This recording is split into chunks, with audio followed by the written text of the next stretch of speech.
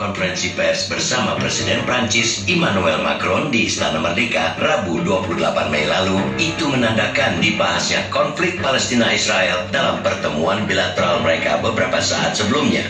Buat bangsa Indonesia, betapapun pernyataan Presiden itu mungkin membuat terpantik emosi, namun itulah konsekuensi dari two-state solution, solusi dua negara yang memang sudah lama diusung RI untuk perdamaian Palestina-Israel. Two-state solution artinya negara Palestina dan Israel sama-sama berdiri dan sama-sama berdaulat. Mengakui kedaulatan sebuah negara adalah langkah pertama untuk melakukan hubungan diplomatik. Maka, tidak ada yang aneh dan tidak ada yang baru soal pernyataan Presiden Prabowo akan sikap Indonesia selama ini dalam konflik Palestina-Israel. Tidak tergoyahkan pula dukungan Indonesia terhadap perjuangan Palestina.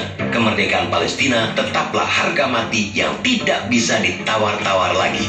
Pernyataan Presiden Prabowo sebenarnya lebih menandakan dorongan terhadap Presiden Macron yang sejak minggu lalu disebutkan mempertimbangkan untuk mengakui negara Palestina. Kecenderungan Presiden Macron itu sudah cukup membuat geger di Prancis maupun jagat politik benua biru.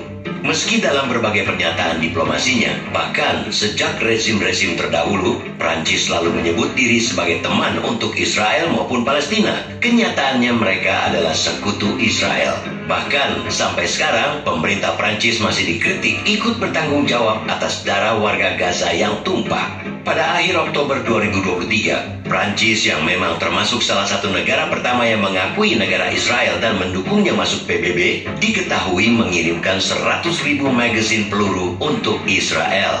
Kemudian meski Macron telah menghentikan pengiriman senjata ke Israel sejak 2024, hingga kini negaranya masih mengirimkan berbagai alat dan perangkat yang membuat Israel dapat memproduksi sendiri senjata. Itu termasuk teknologi drone yang kini menjadi andalan Israel membantai warga Gaza.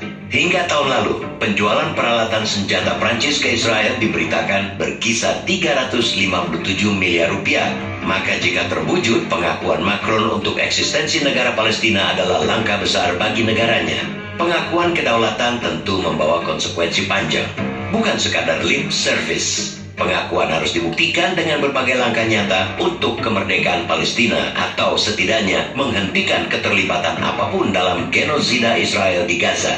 Jika terwujud, pengakuan Prancis untuk negara Palestina juga jelas berdampak besar di percaturan politik benua biru. Prancis akan menjadi negara besar Eropa pertama yang mengakui Palestina. Tidak mengherankan pula, suara kontra langsung mengemuka akan kabar rencana Macron.